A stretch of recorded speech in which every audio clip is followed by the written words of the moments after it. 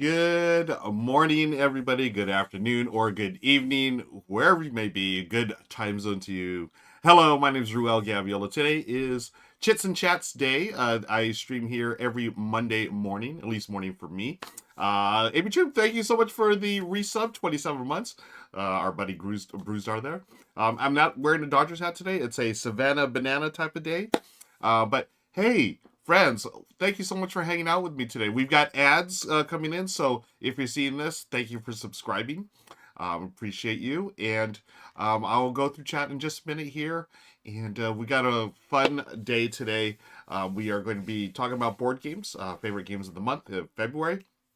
Then I'm going to play some Fliptoons solo, and then I'm going to ask for your help. We're going to play some book club as well. This is a cooperative game. I just picked this up from All Play, and actually they gifted me a copy during Gamma Expo, and this one I'll need your help with because it's a fun little cooperative game. It takes like 5 minutes to play. But hello everybody, hello, and welcome. Hope you're doing well. Hope you had a great weekend. I had a weekend of recovery. I did some work, but for the most part, I was just trying to get back in sync with my time zone. And then we had the daylight saving time. So we are on daylight saving time now. Is that correct? I always forget. Spring forward, fall back. I remember those two things. But are we technically on daylight saving times now, and then we go to standard later on? I don't know. If you know, let me know in chat. D Walls is here, Legends is here, Linnaeus is here, Bing 413, Amy Truey, Legends, Aloha. Hey, Gen Cam's here. Hi, Gen Cam. Good to see you here.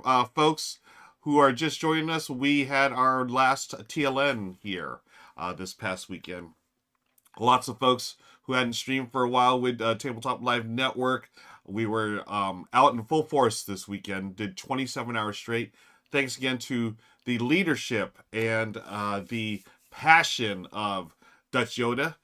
He took over the reins last year and guided it during our final year of existence, and it's time to move on. But as we said in our Discord, the friendships will last.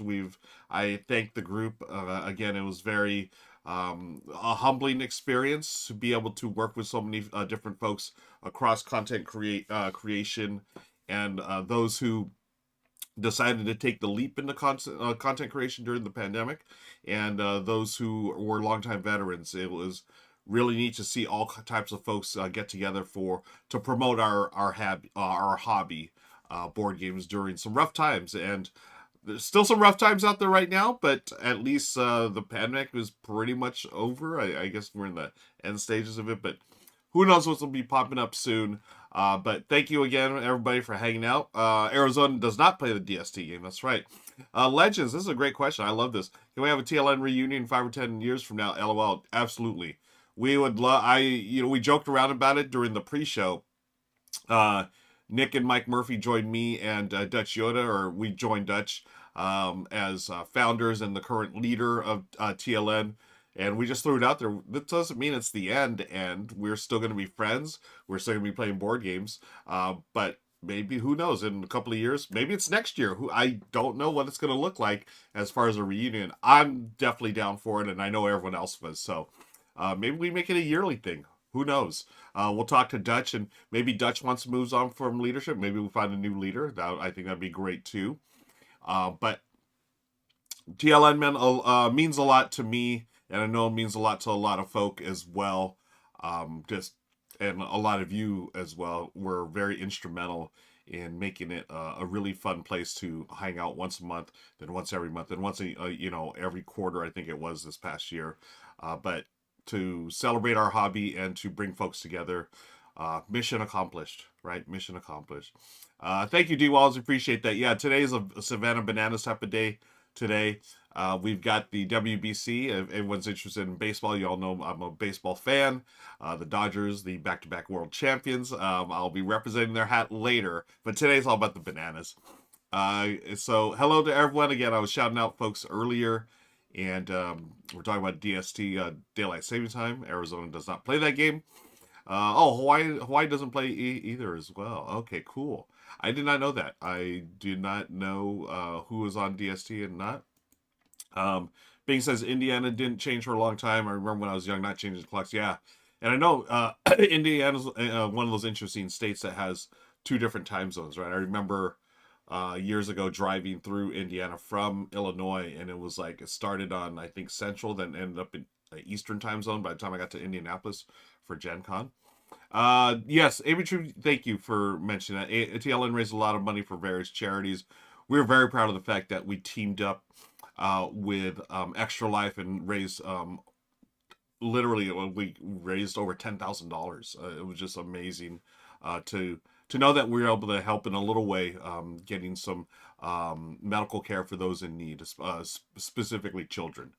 So that was great. We also raised money this last time for the Starlight Foundation, and maybe that's the thing we do moving forward. I'll talk to Dutch and the brothers Murph. Maybe we just do an annual TLN/charity thing. Maybe we just go back and work again with Extra Life. We love working with Extra Life. Extra Life, they're tremendous people. I've got an email thread with them talking about different projects we may be involved with in the near future. But Twitch, we are on Twitch. Honestly, it was really tough. We got one of our TLN marathons onto the front page of Twitch, but only a few of us were on that front page for a short amount of time, which is great. Don't get me wrong, that was great, but apparently it's tough to really lock those spots down. And I think, to be on that front page did a lot of good stuff, and that's when we raised the most money, obviously, for the cause. So I don't know, maybe in the future we can open up that relationship again and try to get something done for the kids. Continue on in the chat. Thank you again for hanging out, folks. I really appreciate it. There are a few in the extreme northwest, blah blah blah. Would love to continue doing. Yeah, if GenCam's down, there's one of us, folks. Me and GenCam, we're voting right here, so we will. We still have the Discord up for the TLN members. Perhaps that's something we revisit in the near future. Being Hawaii, cool. Oh yeah. The time differences. Friends, got a couple of things we're gonna do today. We're going to do Tabletop Recall. That's where I talk about my personal best board games of the month. I'll be giving you a top 10 today.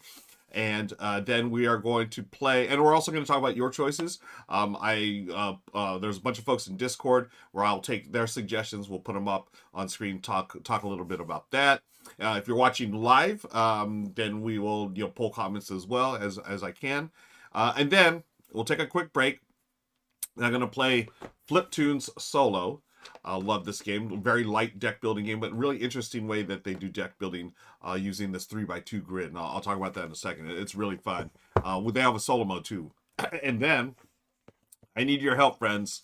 Book club. This is something I picked up at Gamma Expo last week. I was in Louisville, Kentucky for Gamma Expo all week, and book club from All Play. I love. There's other games that Peter Hayward did that are similar to this. I think it was apropos about board games, apropos about movies.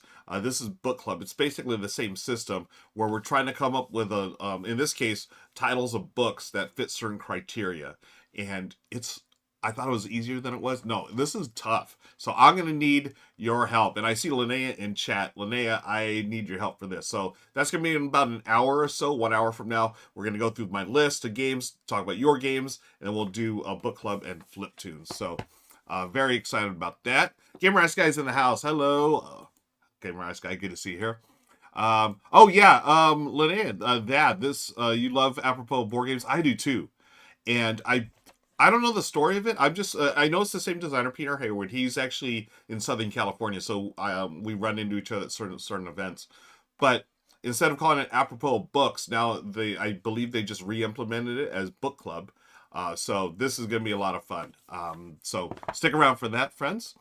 Dark Side Donica talking about Converge being favorite game of Peter Hayward. Nice. I'll try my best. I only got back into reading within the last couple of years, so we'll see. Oh yeah, and this is what's cool about this game.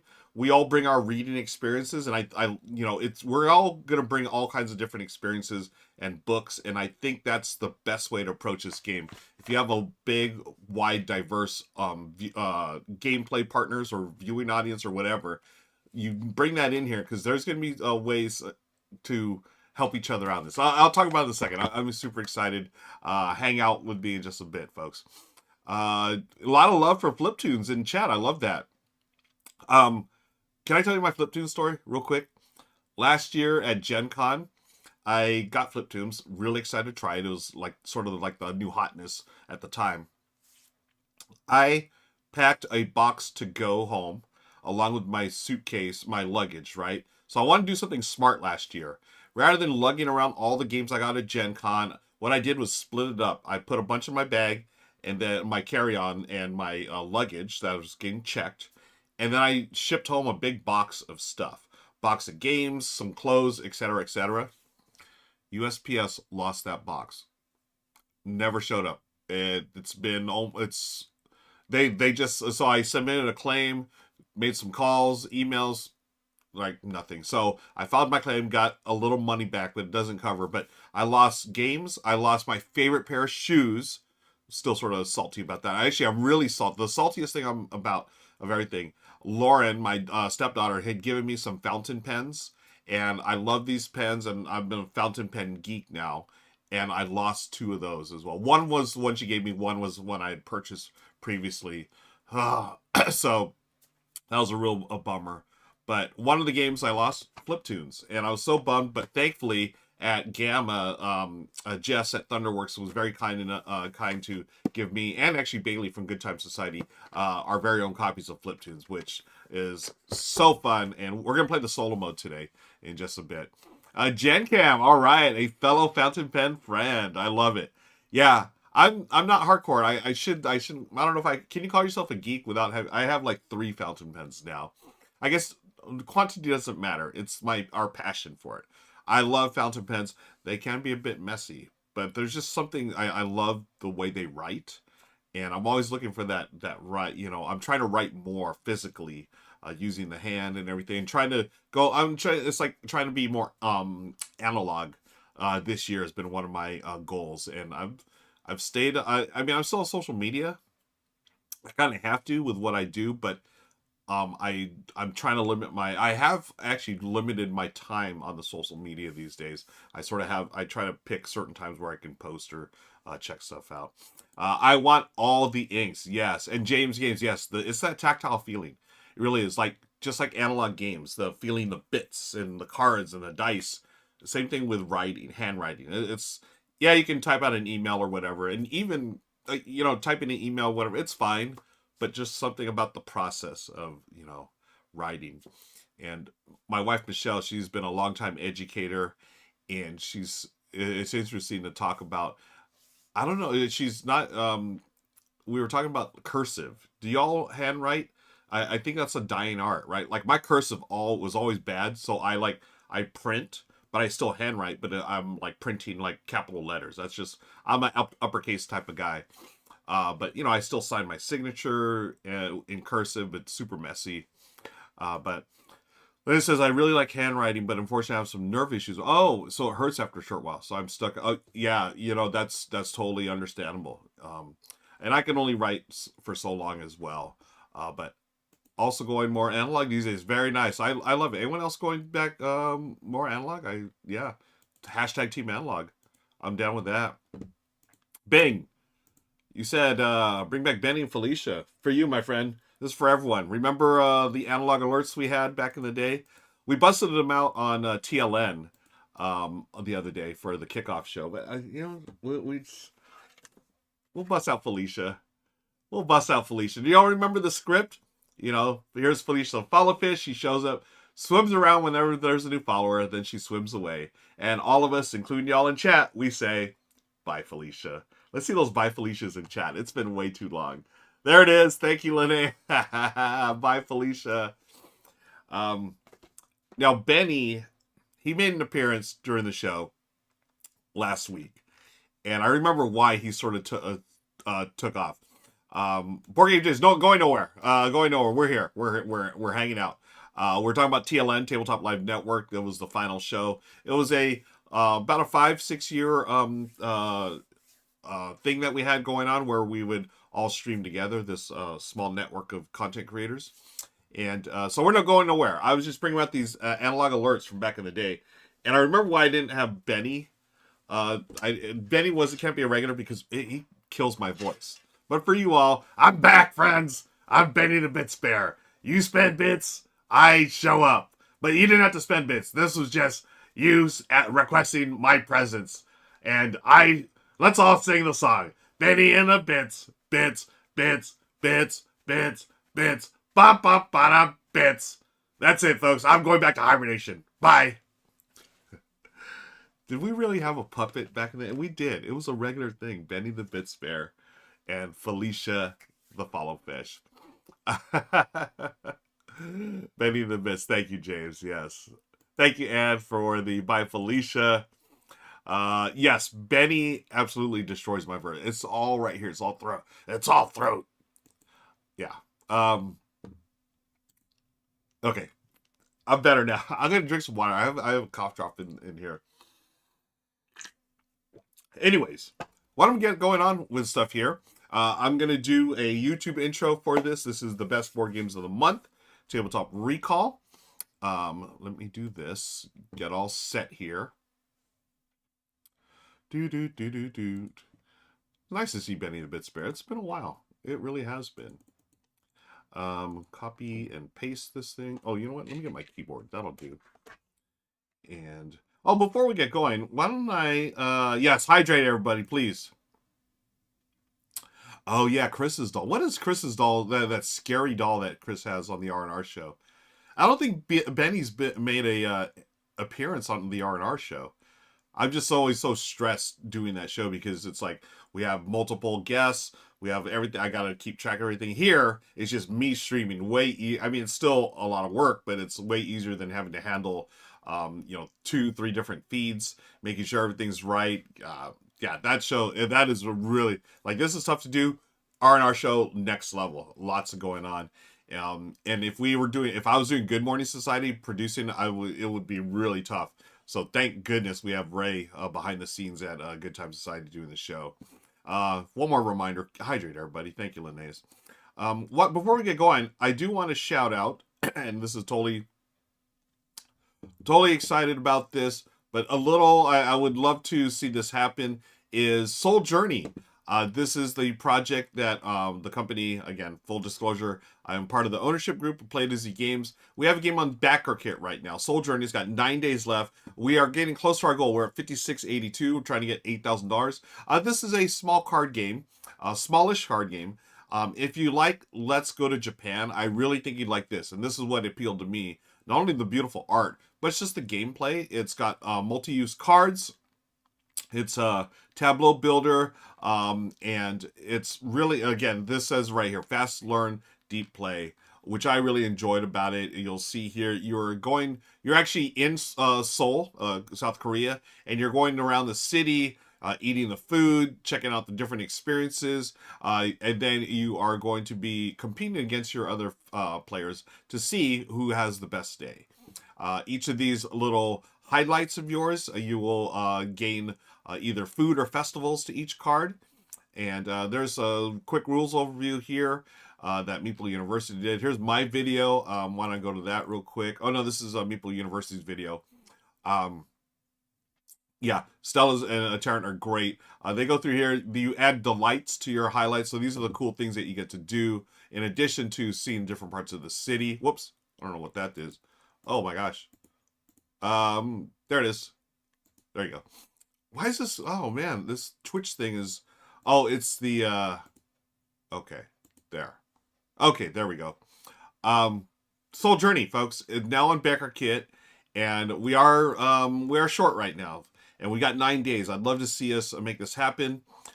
Please check out the journey, or the... did I say journey? Please check out the site and hop on your journey to Seoul as well, friends. I would love to see this happen. And, whoops, let me cancel that. I just dropped the link in chat. Feel free to check that out. And hopefully we'll make it happen. I'm really excited about this game. I hope that it does fund and we can get it to folks. I have a physical copy here. And check out my video if you want a little more information. That I'm not going to go into any more here. But check that out. We have about a little over a week, and I really hope it funds. We are really excited about things that we're doing at Play to Z Games. We had some good meetings at Gamma last week, and there's some really exciting news that, of course, it's under NDA right now, but I'm very, very excited about where the company's going. So again, I appreciate y'all's support. Thank you for letting me rant a little bit about, not rant, but thank you for letting me chat about Play to Z Games. Let's see. What are we doing? We're doing best board games of the month, Tabletop Recall. Why don't we get that started? Let me do this here. All right. Get the cough out of the way. So I'm going to be talking about 10 of my favorite games last month. And then I'll be talking about some of the games that you all shared with me in Discord and or chat here. Let me get here. And I'll do the YouTube intro as always. And I hope you stuck around after the list. Take a quick break, and then we'll play some Fliptoons solo. And then y'all, I hope we can get together here and beat Book Club, because it is not easy. It's tough. All right, here we go. Hi friends, I'm Ruel Gaviola, and today it's Tabletop Recall time, the best board games of the month, my top 10 of February 2026. And I'm going to jump right into it. I do want to remind you to hit that like and subscribe button and share in the comments below your favorites of February 2026. My number 10 for the month is a family game that was based on The Legends of Andor. It is called Andor, the Family Fantasy Game. Yeah, so this is the family-friendly version of Andor, a cooperative game. In this case, you are trying to go to the mountains here and find the dragon's eggs. I believe there are 3 of them. And you're going to use that different characters. They have different abilities. And basically what you're trying to do is go around, explore the world there. You can find all the different things to explore. And then finally, eventually, get to the bridge troll. He requires a couple of things in order to let us pass. Once we get in there, we're going to search for the eggs. Now, the really fun thing is there's a dragon at the very top of the screen there, making its way along to our village and the castle. And if they get there before we can find all 3 eggs, then we lose the game. This is a terrific way to introduce cooperative gameplay and also the world of Andor to either early gamers or new gamers. I thought it was really a fun way to do it. I actually I prefer this. It's lighter than Andor. If you've ever played Legends of Andor, it's a terrific solo or cooperative game as well. It's like the next level of this, of course. The fantasy game, they've streamlined a bunch of stuff, but it's fun. I love the dice chucking in here.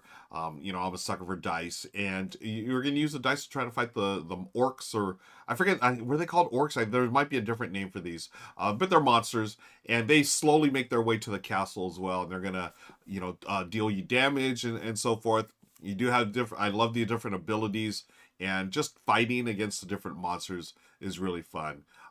Terrific family game. That is my number 9 for the month of February.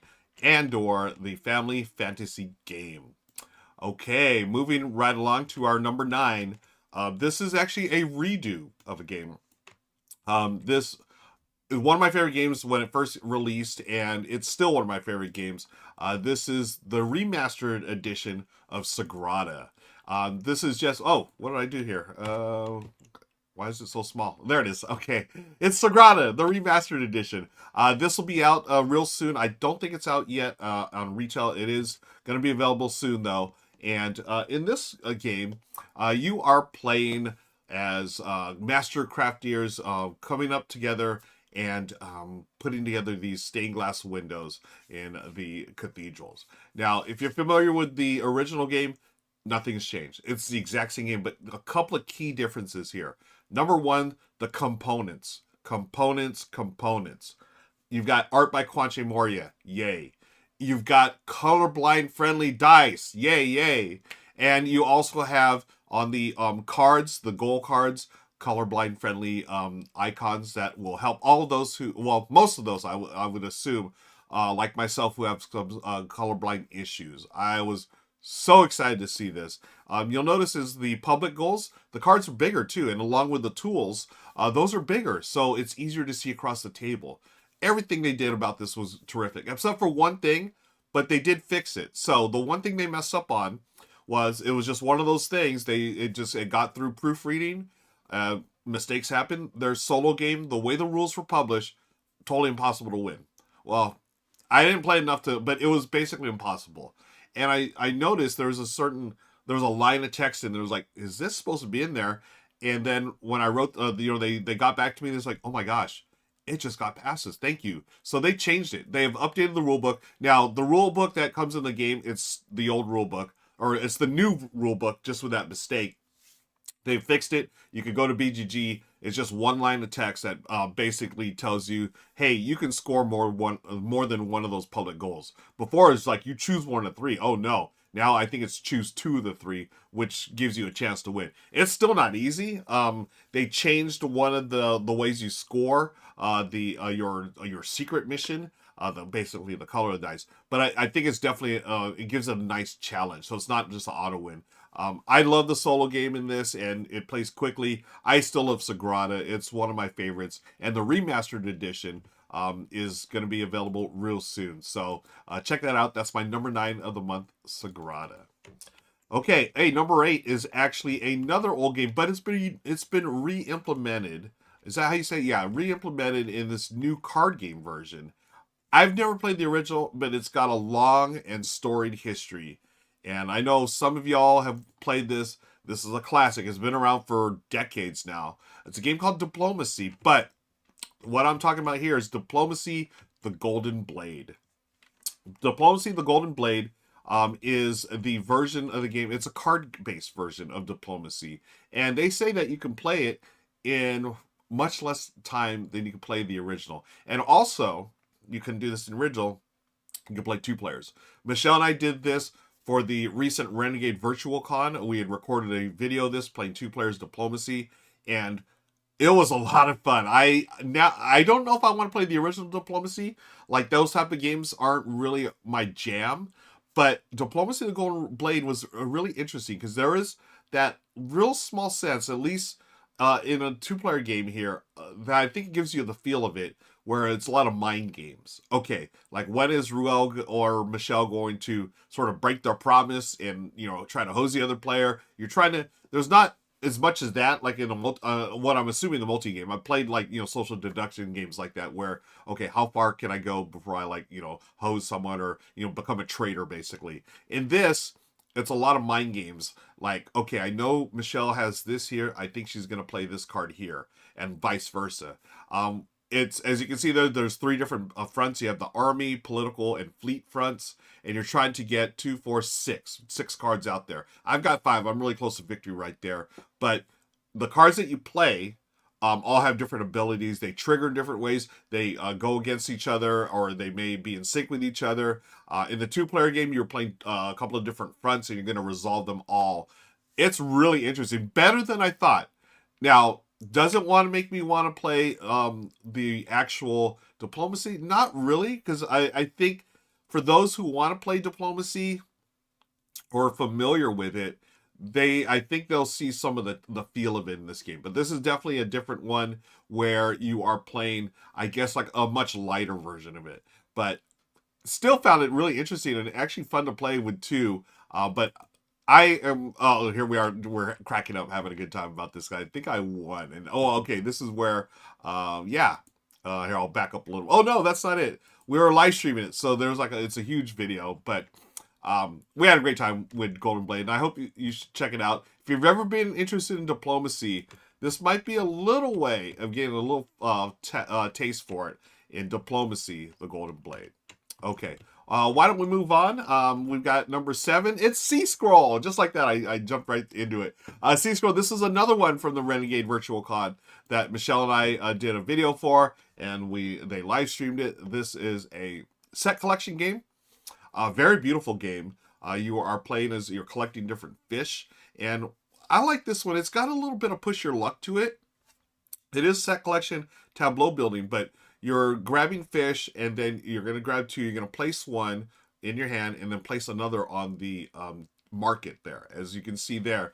Now, Michelle, you can take for the market, but you can only have 3 different fish in your tableau.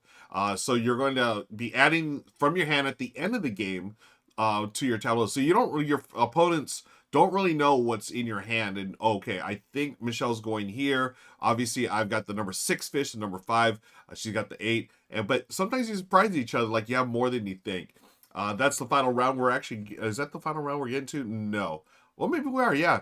But whoever has the most in each fish will score that number. So if I have the most number 5s, I'll get 5 points. But whoever has the least will lose that many points. So it's this really nice balance of like, okay, I want to try to get the most here, but I don't want to go somewhere where I'm going to get stuck with some fish that I don't want. And when you have in your hand, you're trying to get rid of them, but at the same time, you don't want to give it to your opponent. It's a nice like push and pull. And we found that really engaging. And I think, so spoiler alert, we did play 3 different games for Renegade Con. I think this might have been Michelle's favorite, but this is my second favorite of the ones that we played. A new game from Renegade Game Studios, that is Sea Scroll, number 7. All right, number 6. This is the end of the run for the Renegade Con games. This is another older game, but re-implemented in a new version. I know a lot of folks are a fan of the original. This is Robo Rally Dice. So this is a redo of the classic, programming game by Richard Garfield. And what they've done now, designer Kane Klenko of Fuse fame and also Dead Men Tell No Tales, big fan of Kane's. This is his re-implementation of the classic Robo Rally. Now you got dice, and I was all about this one. Michelle and I are playing a 2-player game. You're rolling dice in real time, locking them into your little player boards here, and then when one person locks all their dice in, they start a countdown. They start counting. They start rolling a d6, and if you get 3 6s, or once you get 3 6s, the other player must stop. So it's still real time, but the other player does have a little time to finish out their moves. But you still gotta roll them dice quickly. Those dice will unlock your different abilities. You go left to right on your player board, and you're going to move your robot. And, of course, like classic Robo Rally, they don't always go into the direction that you want. There's always going to be some hilarity. And then there's obstacles on the boards. As you can see here, those tiles, you can actually use those tiles in original Robo Rally. They're interchangeable. We played a short game here using 3 of the tiles. Normally you would use 4, but they do have the option to use 3. You can upgrade your robots. As you can see there, Michelle and I've gotten, this is like about a quarter of the way into the game. We each have an additional ability that we've added to our robots from different cards there. Really neat way to do asymmetry, right? You're building, and then all of a sudden it's like, oh, my robot is much different than yours on this part for this point, in this point of the game. As you can see, the different obstacles on board there. Some of the conveyor belts that take you further. Sometimes you'll spin off of certain things, and you don't want to fall in the pit, because then you fall in the pit. That's never a good thing, right? You will eventually pop out, and then it's a race to capture the 3 flags. There's 3 checkpoints to go. That first player to do that wins. Terrific game. I really enjoyed this one. This was probably my favorite of the 3. Actually, it was my favorite of the 3 games we did for Renegade. And like I said, Michelle's was probably Sea Scroll, but all solid games from Renegade, and that is Robo Rally Dice. Moving on to number 5, we've got a game that we played on Good Morning Society, First in Flight.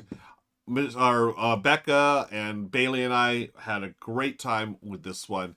This is a race game, another race game. We just talked about Robo Rally Dice. This is a race game at its heart, but we are building planes at the turn of the century, along with the Wright brothers that time, early 1900s, and we're trying to achieve flight. And we're taking little steps towards that every round. It's a deck building game, it's a race game, hand management game, and it's got some really cool push your luck as well, which I loved. On your turn, you're going to move your little piece. It's sort of like Tokaido. Whoever's in last will take the active turn. You move up, and then you're either going to add cards to your deck, which represents flight, or you're going to fix your flying machine, upgrade that. You can get tools and tech, and they call them friends, I think. different characters, and you also have your own asymmetric character. Like someone will literally be playing the Wright brothers. There's other aviators as well, and you're going to measure flight in numbers. You're trying to push your luck, getting as high as you can without crashing. Or when you crash, that's fine, but you're going to have to take a turn to fix yourself up. If you can get to 40, that's the magic number of the flight. That's usually around round 3. That's a 4-round game. But just like we had, well, they say in the rule book, most games end around round 3 when someone hits 40, and that's when Becca hit 40. Now she triggered it. Bailey and I each had a final flight to try to beat that, and Becca would have a final flight as well if we beat her. But neither, I think Bailey got to 39, I got to like 38 or something, and Becca had like 40 something. But terrific game. A different, I liked it because it was a different take on push your luck and deck building. Really cool art, and also the theme. I thought it was, I felt like I was reading a textbook. Not a textbook, but I did learn a little bit about flight because they have in the back of the rule book some information on each character and what they're trying to do. So that was my number 5 in February 2026, First in Flight. All right, let's get to number 4. We got a few games left to talk about, including NPC Rivals. That's my number 4 of the month. I should mention this one was a paid preview, and actually a few of these were paid. The Renegade Con stuff, of course, I did that with Michelle. Renegade paid us to create those videos. The other ones I just played because I got the games from the publishers. NPC Rivals was a paid preview that we did on a Good Morning Society. We actually did it twice. We did the digital version with Iffy, Beck and I, and then we did the physical version with Bailey. And NPC Rivals, I'm not familiar with the world, but Viva La Dirt League, wow, they've got a rabid fan base. They got a really supportive fan base, and I am excited about just how passionate they are. And I was excited to try this, and it was fun. It was a deck building game with a lot of interaction between players. I really love that about this. As you can see here, you got this really cool skull. That's actually used for as a dice tower. So you roll dice. Yes, there's a dice set of dice, or actually no, you will use a d20 in this game at various points, depending on your character, depending on the cards, etc. What you're trying to do is be the first to complete 3 quests or 5 quests in the standard game. We played a shorter game with 3 quests, and you're doing that by upgrading your deck. There's little symbols on each deck that will eventually line up, well, hopefully line up with some of the quests that are out there. But at the same time, you're still doing deck building things, like building your deck, and there's a lot of interactivity where you're going to attack players, you can defend, and oh, it's a lot of fun. Yeah, folks, if you're watching this on YouTube later on, we are recording this live. Fantastic Factories, hi Joseph. The skull is part of the game. Yeah, so this is part of the deluxe version, right? When you back it, it is available to back right now on Kickstarter. The campaign's over; they are taking late pledges. But yeah, there is a skull that, oh, it's so cool. So not only do you roll dice in it, but it holds your cards as well. So we use that as the graveyard, right? Whenever we trash cards, we put it there. There's some of the artwork there. This was still a working prototype, so not all the art was there. A lot of fun, a lot of geek references. And again, I'm not familiar with Viva La Dirt League, but there's a lot of references to the show there. But a lot of fun. I know Becca's a huge fan, and Becca Bailey is too. And terrific. Go check that out from Viva La Dirt League. They worked with Creatus Games to make this one possible. One of the most interactive deck builders I've played in recent times, and I like that. It's not just multiplayer solitaire, which is fine. I enjoy that experience too, but I think I enjoy the more, combat-y things. So there's different characters as well. I love the gambling character. So that character, basically every round you can roll d20 and either get some really cool stuff or just straight up lose some stuff. So, I like to roll the dice, take a chance. So that's my number 4 for the month, NPC Rivals. Okay, we've got a top 3 now, and top 3 for this month. Oh, for number 3, here's something interesting. I did not like this game the first time I played it. Number 3 is Rumble Nation. I did not have a good experience, straight up, with Rumble Nation. It just wasn't happening for me. My buddy Daryl got it, and he loved it, and I was like, yeah, I'd love to try it again. And sure enough, he was right. It's a fantastic game. It's area control, it's dice rolling, and it's quick. What you do is you start, it's like 2 phases of this game.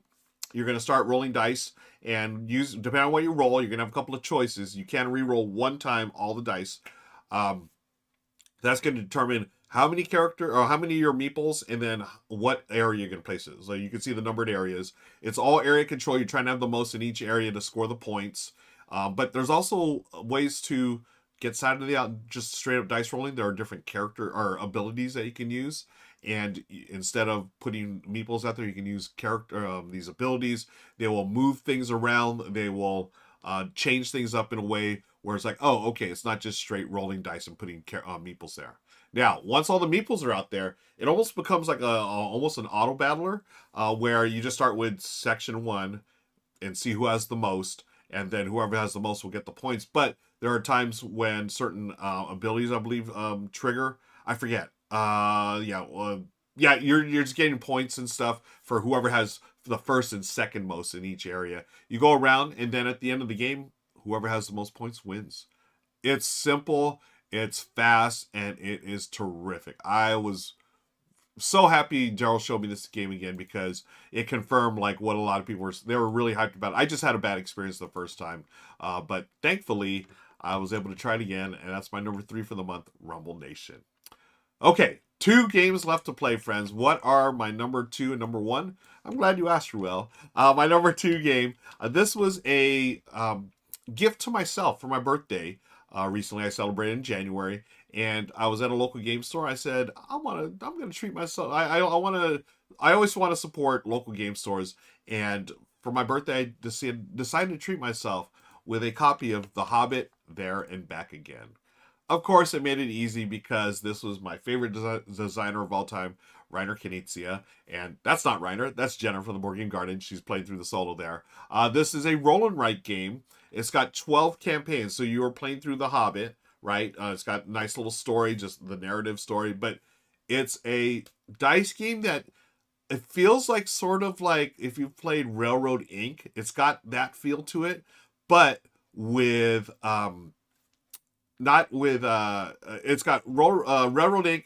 with some resource management. That's what I was trying to say. And did I say Jennifer? My bad. Yeah, no, that's Jenna from Board Game Garden. And you're trying to figure out the most optimal way to get around, at least in the first thing. I've only done the first game, so you're trying to get through that in the most optimal way and basically save all. I think trying to feed and get all of the dwarves back to the home location there. But then there's all kinds of stuff that happens that makes it a lot tougher. I love this, and again, Knizia is a genius, folks. I mean, I love his games. I've always talked about how low rules overhead and gets to the table quickly, and then all the strategy comes out through the gameplay. You are playing the game, and that's when you really feel, okay, this is much better than I thought. You're not sitting there for 3 hours reading a rule book, looking stuff up on BGA. Oh, hi, Buds. Yeah, it's actually hard to beat solo, right? I've not beaten it solo yet. I thought I did the other day, then I realized I was doing something wrong. I was like, oh, darn, that doesn't count. But I sort of have, I sort of have a win. I don't know. But I love this. This is terrific. James is asking, do you have to beat a scenario before you can move on to the next one? No, not at all. It's totally resettable. And they do recommend through your first playthrough, you just go through 1 through 12 or whatever it is, 1 through 10. As you can see there, you have like a little booklet. It's a dry erase book. So, you mark it up at the end of the game, just erase it. Different ways to, I mean, look how, this is great. I'm excited just watching this. Yeah, and Bonds, that's correct. You don't have to, but it's like a storybook where you read a tiny intro between each game. Yeah, and it follows along the story of The Hobbit. And I'm not the biggest Lord of the Rings fan, but I'm a huge fan of Reiner Knizia, and I highly recommend The Hobbit: There and Back Again, especially if you're a fan of Railroad Inc. I think this does similar things to Railroad Inc., where you're trying to build little routes, on your board to connect things. This does it in a cool way because it does add resource management, and you're going to get resources to use and hopefully get to the end. I haven't been able to fit. Well, I think I did. Now that I'm looking at it, sorry, maybe I did, but it definitely wasn't easy. But that's my number 2 for the month. And I've got one more game to talk about, and I'm going to have to put the disclaimer on this one because, because again, I have a financial interest in this game. So I maybe I shouldn't even review or put this on a list, but I got it because it literally legit was my favorite game of the month. It came out in, well, not came out of nowhere, but I didn't expect it to be this good. I love this game. It's Soothsayers from Play to Z Games. Again, I have a vested interest in the game, but I'm still going to talk about it because I loved it. Soothsayers, folks, an interactive tableau builder race game. Thank you, Bonds. Yeah, I'm putting it on the list. Who cares? It's the top of my list. And legit, I've showed this to at least a dozen people, a couple of friends here locally, and I brought it to Gamma, and I had nothing but great things said about it. Again, I told them, be honest. I know we're friends, but I don't mind. Tell me if you don't like it. It's not for everyone, but I absolutely love this game. It's based on tarot deck cards. It actually uses the famous. Again, I don't know anything about tarot, but apparently there is some info in the rulebook about this. This art here has been around for hundreds of years, and we use it in the game. And what you're trying to do is get fate tokens. And the fate tokens, depending on the player count, I think for 4 players that I've played a bunch of times now, it's trying to be the first of 5 fate tokens. How do you get fate tokens? I'm glad you asked, Ruel. The way to get fate tokens is right there. You're either going to trade money for them straight up. You're going to send to the highest level on those different cards. You're going to capture the highest tarot under each card. Or, where's the 4th way? Let me go back on that. There was a 4th way to get it. It is, I think you just get it straight up for money, right? Is that what we said? Okay, there's different powers that you can wield. So what you're doing is building a tableau. Those cards with the numbers there on the top, those are the common cards. Those are the different suits. It's an action selection game as well. So I'm going to pause right here. You're going to take one of those actions on your turn. Either earn and trade, draft, ascend, or capture. When you do, everyone else can follow as the weaker use of that power. So if I drafted 2 cards here, you can draft 1 card. Now, as you level up, they're going to get stronger, these abilities. And what's really fun is as I go higher on this, if I'm, say, at ascend number 3 and you're ascend number 1, you've got to pay the difference. You pay me $2 in order to follow that action. Okay, and ascending, that's when you can level up these cards. The max on each of these is 6. Drafting is taking more cards, and then capturing is the tarot, getting those tarot cards, because those have like some game-breaking abilities and stuff. And what's cool is, if I'm the highest on, say, this gold one here, number 1, earn and trade. If I'm the highest there, I place a fate token there. But if you become the highest, you steal it from me. So there's a lot of like back and forth, a lot of tug of war. Not really tug of war, but just, taking different fate tokens for everyone. So if you're at number 6, you're locked in. No one can go higher than 6. You would have that fate token. There's other ways to get fate tokens, like just straight up trading money for them, etc. I love this game so much. Again, take it with a grain of salt. I mean, I literally have it right here, folks. This is my game of the month. Soothsayers from Play to Z Games. Please check it out. Let me know if I'm wrong. I mean, if it's not you, I would love to hear why not. But I love this tableau building, resource management race game. That's why it's my number 1 for the month, Soothsayers. Okay, that's going to do it for today. Thank you so much for watching. Be sure to hit that like and subscribe button. Yeah, those are the buttons. Click on those, and until next time, we'll see you later. Bye, everybody. Okay, that was great. Thank you. We're going to talk about the games you're excited about. I am really excited about Soothsayers, folks. If you haven't had a chance to check it out, highly, highly recommend. It is really a blast. I was very pleasantly surprised. Zev, our president, has a really good eye for games. And this one, I was like, okay, whatever. I mean, those are his decisions. We're, I'm part of the ownership team. But when he brought this out, I was like, okay, what is this? I played it. I was like, oh my gosh, this is brilliant. This is really brilliant. He brought a little game called Pandemic out many moons ago.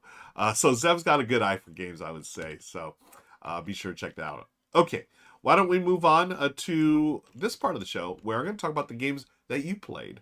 I had some here. By the way, thanks again for hanging out with me today. Amy True, we've got I Heart Manatees. I want to bring this game up because I am sad that I've not played this game yet. This is I Heart Manatees. I got a copy of this at Gen Con, not last year, but the year before, I think. Yeah, 2024.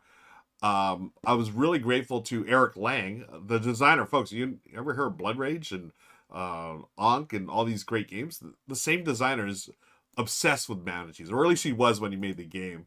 And he actually was very kind, signed a copy for Michelle. She was, Michelle's a huge fan as well.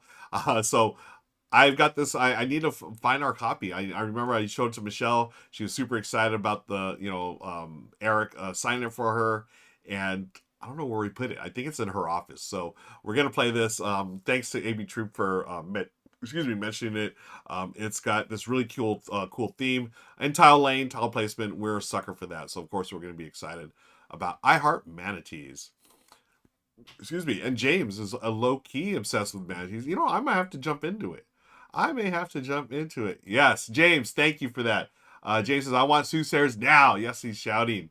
Yeah, I do too. Evil Turnip, thank you for saying that. This was one of the first thing I noticed about the game, the follow the leader mechanics, just like Eminent Domain and Roll for the Galaxy. Yeah, Roll for the Galaxy, the perfect example. Was it one of the first, if not the first? Well, one of the first to really implement that well. You have them. You select your action.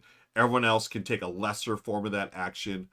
In Soothsayers, it's one of my favorite parts of like Twilight Imperium, where you're doing that, and also the smaller version of Terraforming Mars, Ares Expedition. I think when they added that type of action selection into wait, did you do? Was that? Yeah, it was Terraforming Mars, Ares Expedition, where they added that. I thought that was brilliant. Fantastic Factory. I think there are some cute animals that are underrepresented in board games, like sloths. Yeah, we need more sloths. Yeah, Bing, we're thinking of the same wavelength there. Well done. But yeah, that is AB Troops. I also played Thebai. That is the new game by David Turchi. A board and dice game, a heavier game that I got to see at Gen Con last year. I've not played this one yet. I would love to play it. I don't know if I want to learn it because I've got enough on my table right now, but is Bond still here? Bonds, learn this. Teach it to me. I'd happily play it.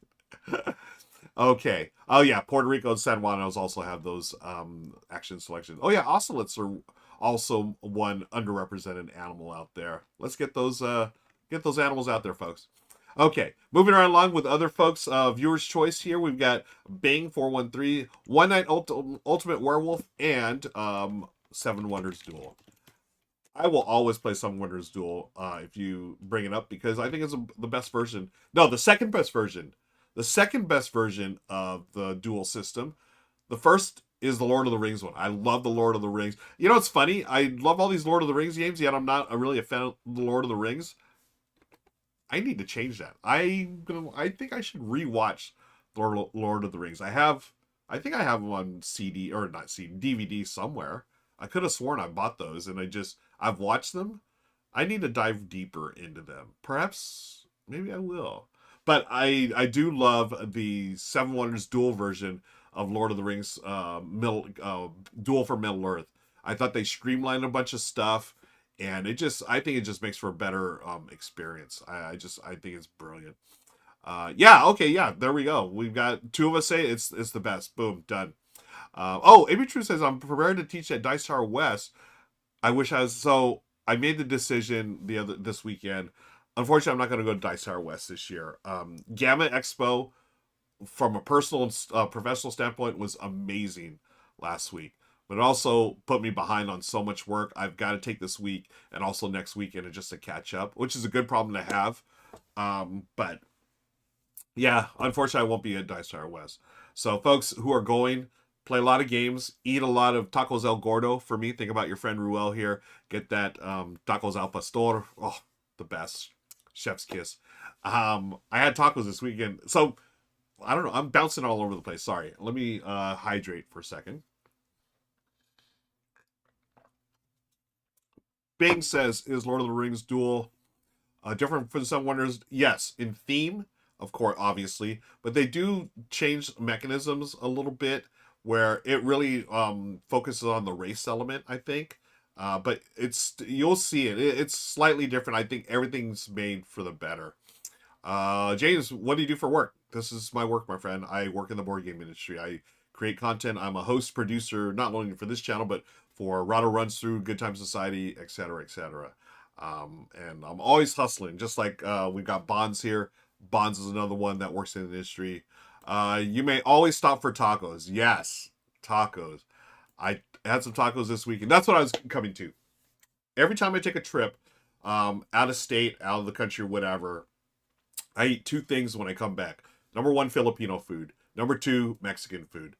Here in California, I will. This is my hot take. We have the best Mexican and Filipino food outside of Mexico and the Philippines. That's just my thing. How on earth do you get into funny Play to Z as a hustle? That's impressive. Well, I did other things, board game J's previously, before my dive into the board game industry. I was worked as a technical writer in different industries for the military and also for the education sector. Lots of different things, but I'm all about board games now. This is what I love to do and love to talk about. So yeah, I socked away a little money back in the day. Bob says the Mexican food is honestly so good here, but you have to know the spots. Yeah, it's just a little theory. The closer you get to the border, the better the Mexican food is. LA's Mexican food, awesome. But frankly, go down to San Diego. It's even better. Oh man. But there's a lot of great spots all over the world now. But for me, home is eating Mexican food in LA. Board Game J says we don't have good Mexican food in Canada. I've not tried Mexican food. Well, maybe I have. The only parts of Canada I've been is Vancouver, BC, and Victoria, and I was not looking for Mexican food at that time. But yeah, James, you're speaking my language. I love adobo. Yum. One of my favorite dishes that my mom makes is adobo. And Michelle, my wife, makes great adobo. She actually makes really good sinigang, if you know that. Oh, and also a tinola. Oh, anyways, I'm getting hungry. I'm getting hungry. It's getting close to lunchtime. Let's continue. We don't. Okay, yeah. Cool. Central California too. It's where a lot of local Mexican families grow with homemade tamales from Fred. Yes, Central California. A lot of the migrant workers. A long history of migrant workers, not only Mexican but also Filipino, have passed through Central California. There's this whole thing. If y'all remember, Cesar Chavez, right? The great labor organizer of the late 60s, early 70s, making sure that migrant workers had rights and, they fought for, fair treatment from the farmers who were hiring them. And a lot of that doesn't happen without Filipinos backing them up as well. We have a lot of great laborers in that. So yeah, Larry Itliong is the name. He was the famous worker that worked alongside Cesar Chavez, and because of the Filipinos and Mexicans working together, I got a love for my a lot of love for my Mexican brothers and sisters out there, Mexican American brothers and sisters out there. Back in the day, a lot of labor movements were fused together during that time. Anyways, yeah, it is totally important to treat our migrant. They feed us, folks. They literally feed us. Fantastic Factories. I used to live next to a Filipino hot deli, but they closed. Oh no, haven't found a good spot. Oh man, I'm sorry. James, we're all going to Ruel's house for adobo. Michelle, start cooking. Actually, I can make food. I would not. No, I also make. I'll put my sinigang up there. Sinigang is a sour soup. You can use fish or like pig or pork. Baboy is the word in Tagalog. It's called sinigang na baboy. It's a pork-based soup. It's got some sour tamarind bits to it. It's got a lot of veggies. Michelle and I, we tend to make ours with tons of veggies, like a little less on the meat, just because trying to eat a little healthier. But there it is, the sinigang gang. There it is. Yes, to live in nice in LA. I talk enough about Filipino food, and to live in nice in LA lives in the sinigang gang. We are here. Mexican food here in NYC has gotten better over the decades, but I still miss it from living. Oh, okay, yeah. James, I remember when I was in NYC, New York, decades ago, and I wasn't impressed with the Mexican food, but I have heard that it's gotten better over the years. So very, very cool. Yeah, the more sour, the better. So the sinigang has a tamarind sour flavor. I'm the same way. I'm all about the sour. I love it. I used to do it with, I would get the chili, and put some chili in there, so it was like sort of like a hot sour soup. I used to do it for my fantasy football league back in the day, and my buddies loved that. So, man, I'm so hungry right now, friends. Let's continue talking about the games that you played last month. Dark Satanica, one I want to mention. They had played something I'd never heard before. This is called Shape Invaders. Shape Invaders, let's go over here. Shape Invaders This was try and flick your opponent's mothership off in this retro themed dexterity game. It's like Space Invaders, but it's a flicking game. I'd never heard of this one. So Dark Satanica, nice call. I love the retro. This is like 70s arcade style thing. Flicky fun. I and is that glow in the dark? I mean, that looks awesome. I had no idea this game existed. I'm not gonna lie, I want this now. I really want to play this. Retro themed dexterity game. You have different pieces, motherships, shields, and fighters, and you flick them around. And if your mothership is knocked off, you can swap it for a shield piece. But if you're out of shields, your mothership is lost, and your opponent wins the game. I'm all about that. Yeah, it's a 2-player, 5 to 15 minute game. Works well under regular blue light apparently and UV light. So thanks, Dark Satanica. I'm really into that. I am all about that. So, one more here. We've got AG Fox 586 is one of their games that they played was a classic. And I got to bring this up because Concordia is a game I've not played for a while. It's one of the worst box cover art ever. I shouldn't hate. I mean, do people like that? I know people giving it grief. I'm one of those people that gave it grief. But the game is amazing. It is a solid, like, if you're going to talk about Euro games, I feel like Concordia is probably going to be up there as far as, like, this is a classic Euro. Back in 2013, I feel it's, 13 years old? I almost feel like this, it just feels older. And I'm not saying that in a bad way. I just feel like it's been around forever. So, hey, Foglights here. Todd Dolores, hello. Good to see y'all. I love Concordia. It's such a good game. Agreed. And I have not played it in years, so it's something I need to play. Hey, yeah, this again, beauty's in our eye of the beholder. Bing says actually likes that artwork. Cool. James says going to crowdfunding soon. Yeah, they have like, is it like Awakened Realms? Like, is it a super duper deluxe version, or is it just coming back into print? Fantastic Factory's box art is fine. The box shape is a little old school. Yeah, skinny and flat. It's got that weird, like, almost like Rio Grande, like Samurai, those type of games where it's like longer and flatter. Always an odd shape for that. Oh, there's a new AI art. Boo. Boo AI art. Boo. Boo. But you can't play it on BGA. Have I played it? I need to play it. Yeah, James, you read my mind. Boo on AI art. Yeah, this is a game when described to me. I thought I wouldn't like it, but after playing, I love it. Yeah, it's the classic.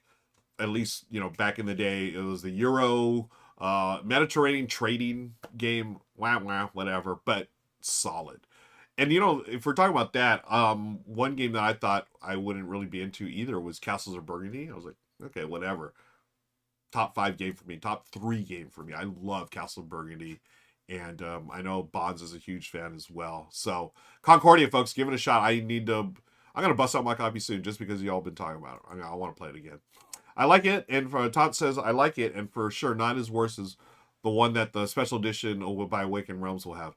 Also, Concordia Digital is one of the best board game apps in existence. Very nice. Did Direwolf do that? Concordia Digital? I love Direwolf's digital games. So, yeah, it's not flashy, but Concordia is so good. Agreed. It's just rock solid. Yeah. And then Foglight agrees, love the Concordia digital version too. Cool. Awesome. Folks, thank you again for sharing your games. If you'd like to share in the future, what I do is I try to press a button and it's not happening. Okay. Anyways, I can do this. I'll just type it in here. If you're not part of the Discord community, please join us and hang out with us there. We are a family-friendly Discord, talk about games, non-games, and all kinds of stuff. And I'm going to take a quick break, but when I return, friends, we are going to play 2 games. I'm going to play the solo game of Fliptoons. If you haven't played it solo yet, I'll show you how to play it. And then I'm going to ask your help to help me beat Book Club. I cannot beat this game. I need your expertise as book lovers or just folks that know books. We need to get through this. So this is about a 5-10 minute game. Fliptoons will be about 15 minutes or so. But I'm going to take 2 minutes and BRB, as the kids say. I'll be right back. Thanks again for hanging out with me. See you in a few.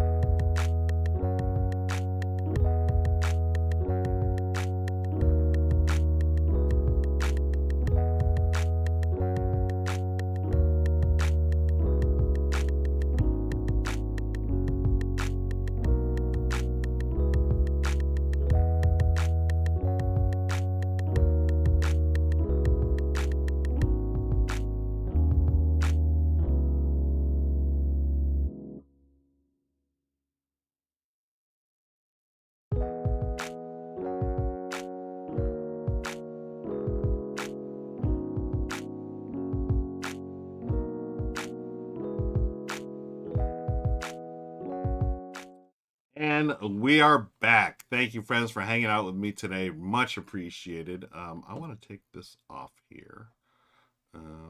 Text on screen. Shoop.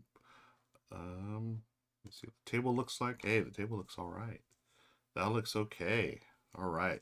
So today we are going to be playing the solo game, Fliptoons. And if you're not familiar with it, I'll teach it as we go. This is a terrific little deck building game. It's pretty quick, and they do have a solo game built in. Oh, by the way, shout out to Bing and Slivers. Thanks for hanging out. Always good to see y'all in chat. Much appreciated. And thanks for all of you sticking around. We've got 2 games to go. We are going to be playing Fliptoons solo, and then I need your help. I really want to beat book club, folks. So give us about 15-20 minutes here, and then we'll get to book club. Okay. As we always do, I'm going to do the YouTube intro and all that. Let me take a sip of water. Folks, stay hydrated with me. Quick look at my bottle here. Got the Dodgers, almost like a Starbucks logo. My brother gave me that a while ago. Got Grogu with a donut. Pencil First, Big Potato representing. Justin gave me this one, Play Games for Joy. Love that. Presspot Games, really cool indie TTRPG, a lot of solo stuff. TTRPG company, I love that. Tabletop Tonight, you're watching. Oh, this is Gridopolis, really cool, very tactile, almost Lego style game. Came out years ago. But yeah, there's my quick water bottle review, or look at my water bottle. We're going to get into it. Here we go. All right. By the way, shout out to BGG for hosting. If you're watching on BGG, come on over. Join us on Twitch or YouTube, and follow our Discord as well. I'll have links to that in the VOD. Okay, here we go. Getting ready. Do the intro and all that. Thanks again for hanging out, folks. Hi, friends. I'm Ruel Gaviola, and today we're going to play the solo game of Fliptoons. I want to thank Thunderworks Games for sending over a copy of the game. In Fliptoons, you are coming up as a up-and-coming animation producer, and you're trying to put together the best toon out there. And you're going to do that through this really fun deck-building mechanism. So I'm going to play the solo games. There's a couple little tweaks here for the solo rules. Basically, you're going to take out one card. It's the pig card from the deck. I've already discarded that. And then you're going to fill the market here as normal. And then you're going to randomly draw 20 cards and put those aside. They're discarded. They're out of the game. So the deck's going to be a lot smaller. Also, your starting deck. This is the normal starting deck. You got 2 caterpillars, a dragonfly, bee, snail, and a skunk. The skunk is not possible to play with in the solo game. So what you do is take another starter card. It's going to be 3 caterpillars. So on your turn, you're going to be shuffling these up, and then you're going to play them out in a 2x3 or a 3x2 grid. So I'm going to shuffle up. I have exactly 6 cards, so it's going to come out perfectly. So 1, 2, and I'm doing this purposefully one at a time, because later on in the game, cards that you add to your deck, they may affect the way you place these cards. 3, 4, 5, and 6.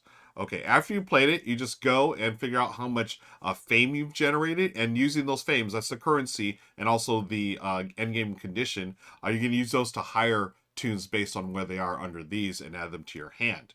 Now, in the solo game, you're trying to attempt to get to 30 fame before the end of the game. The end of the game is when this runs out, that deck. Remember, we took out 20 of those cards. So in this multiplayer game, you're trying to get to 30, and then you're going to do a final flip.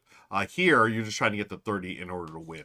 So we've done this. That's the flips check, or the setup for the turn. Now you're going to check fame. So I've got 2, 3. This one says 1 per unique card. So 4, 5. That's adjacent cards. Nothing here, nothing here, nothing here. So I've generated $5 or 5 fame. I can do one of 2 things. I can either hire a toon. So for 5, I can take this or this.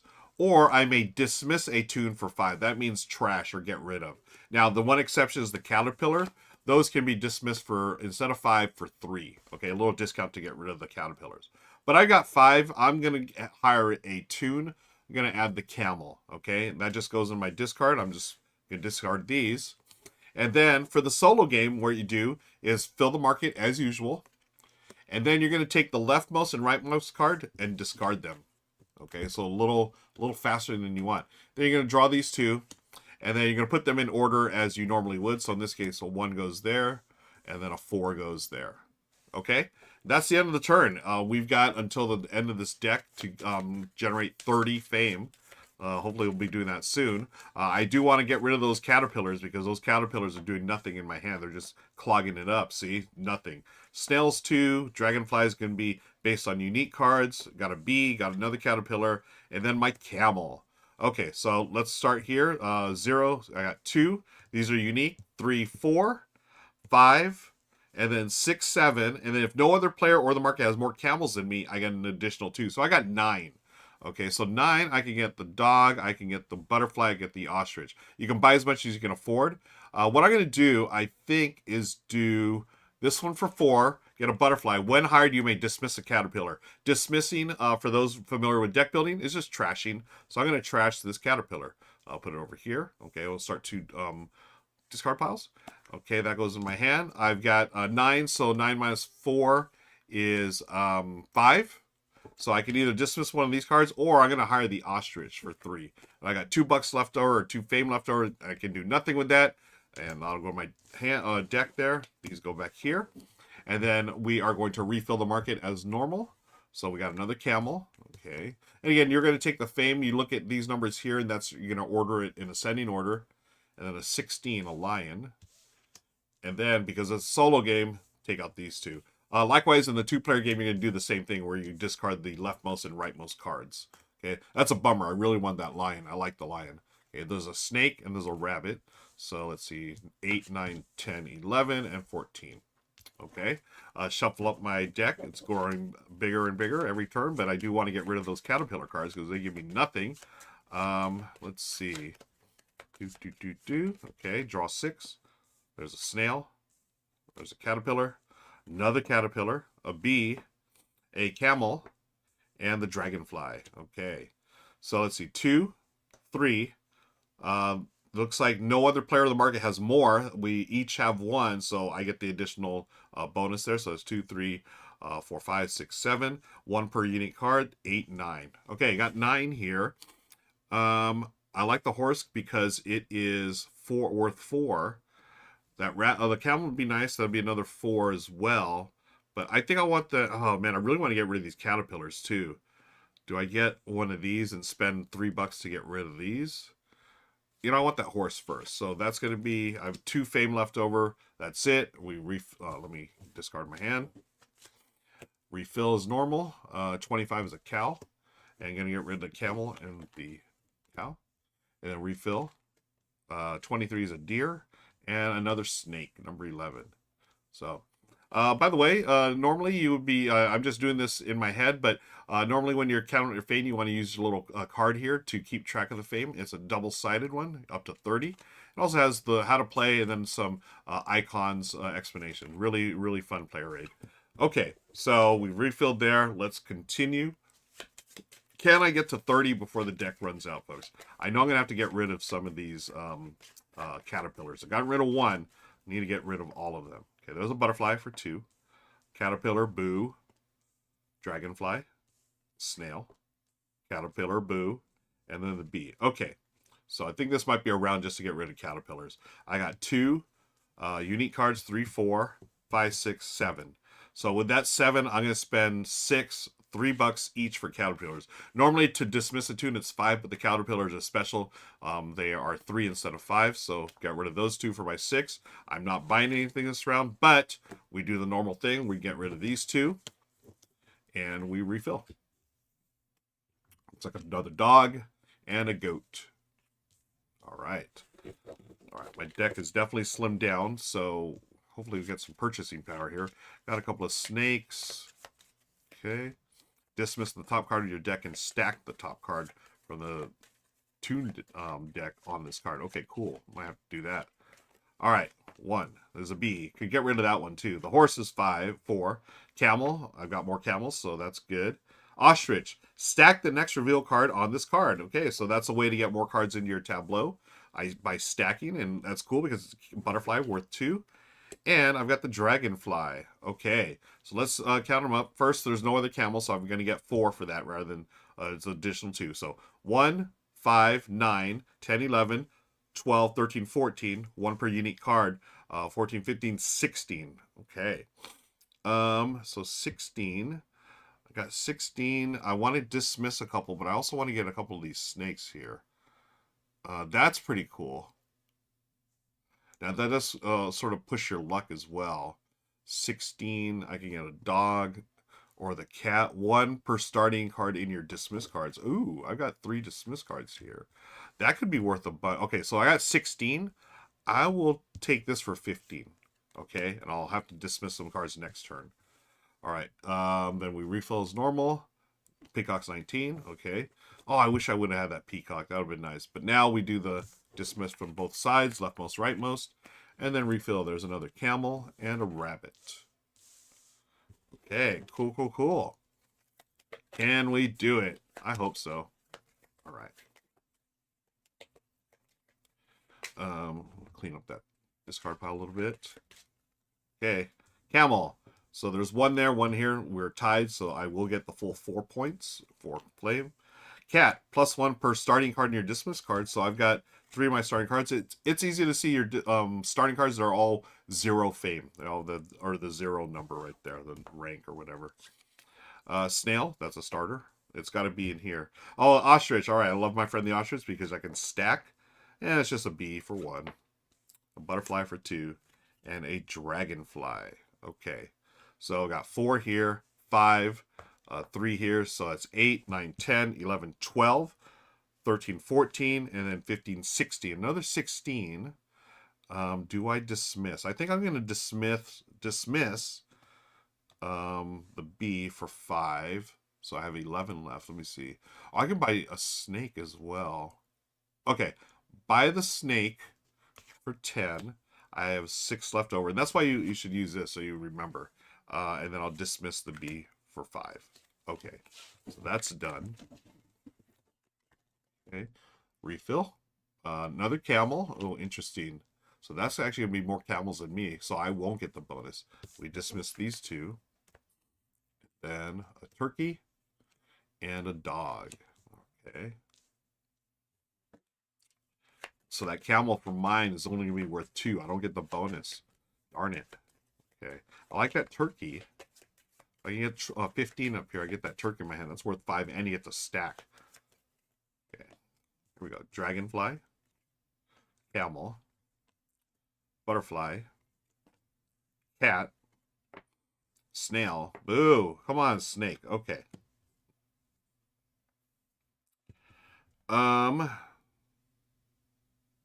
Let's see.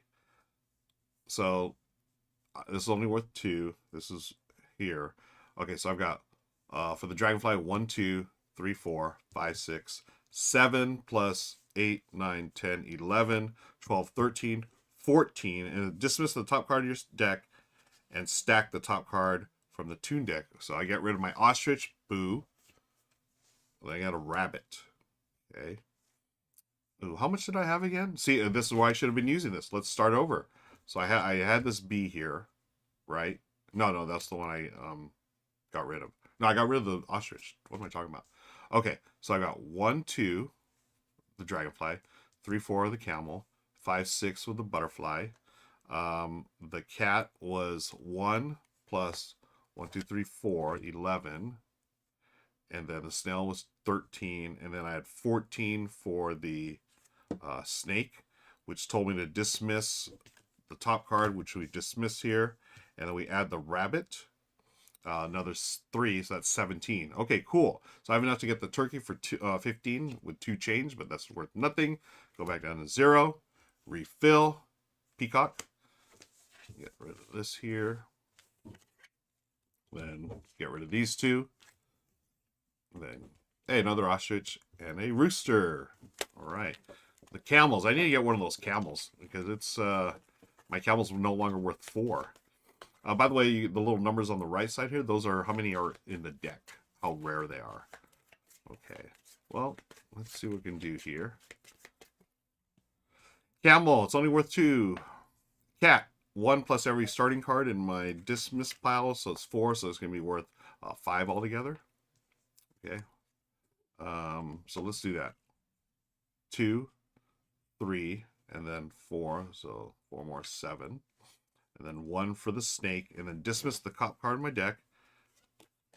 Hey, bye, Snail. And then stack the top card from the Toon deck. This card. 1, so up to 9. 4 extra if it's in the middle. It is not. Dragonfly is 1 per unique adjacent card. So we got 2 adjacents are unique, 11. We have the horse, which is worth 4, so up to 15. And with the rabbit, stack this card on top of the first rabbit. What was it, 15? Or face down in your grid if possible. Stack this card on top of the first, or face down in your grid if possible. Or face down card. Okay. That was another 3. Man, now I lost count. 2, 3. This was before, right? 7, 8, 9.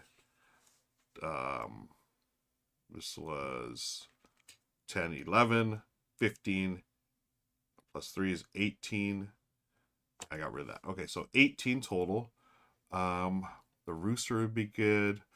Okay, the ostrich I like because it's stacking. So it's 3, so I'm down to 15. Okay. I want to get one of these here. So 4 down to 11. And then I'm going to get rid of the dragonfly for 5. So down to 6. Do I want to get rid of anything else? No. Okay. Cool. So that's that. Refill. Oh, man, it's getting close to the end. Oh, no. Lion. Oh, my gosh. I forgot how fast this game goes. Darn it. Okay. Wow. I need to generate 30 real quick, folks. I don't know if I'm going to be able to do it. I forgot how fast this game moved. I should have been, I should have got some cards, getting rid of some cards earlier. Well, we're going to see if I can do it. Shuffle these up. Rabbit. Stack this card on top of the first rabbit or face down card in your grid if possible. Okay, not possible. Camel, we got equal, so it's going to get the 4, whole 4. Why don't I do this here? So 3 plus 4 is 7. Okay. $2 for the butterfly. Sheep, 1, 4th in the middle. Ostrich is 1 plus stack the next reveal card in this hand right here.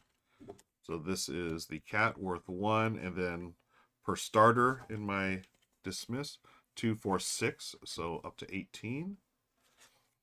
Come on, snake. Dismiss the top card. Well, it's worth 1, so 19. Dismiss the top card. It's a horse, and replace with the top card in the Toon deck. 6. Ooh, 25. Oh, not enough. After the market phase, dismiss 1 card adjacent to that card. No, it's not going to be enough, folks, because, yeah, there's no cards here that are going to give me points automatic. I went 25. I fell 5 short because here's what's going to happen. No matter what I buy, I've got to, or I will not buy this round. I'll dismiss these 2. 1 card. We don't have another one here. So I have unfortunately lost, but I love Fliptoons. I really enjoyed the multiplayer game. The solo game is tougher than I thought. I have beaten it before, but as you saw, it's not a regular occurrence. Thanks so much for watching. Be sure to hit the like and subscribe buttons. And until next time, we'll see you later. Bye, friends. And friends, that's not it. We are going to play one more. We've got Book Club. I need your help, but I'm going to hydrate first. And, whoops. We already did that part. Let's do this part here. We're going to do a little cleanup here. Have y'all played Fliptoons? I love this game. I love the, like, using the grid for finding out, generating income. I think it's really clever. And I just love the rubber hose art. That's what it's called. I was thinking, what the heck is that stuff called? Rubber hose art is what it is. I just answered my own question in my mind. If you played Cuphead, that type of art, like the old school Disney art as well. So let me get this out of the way, and then we are going to play some Book Club. I need your help, friends.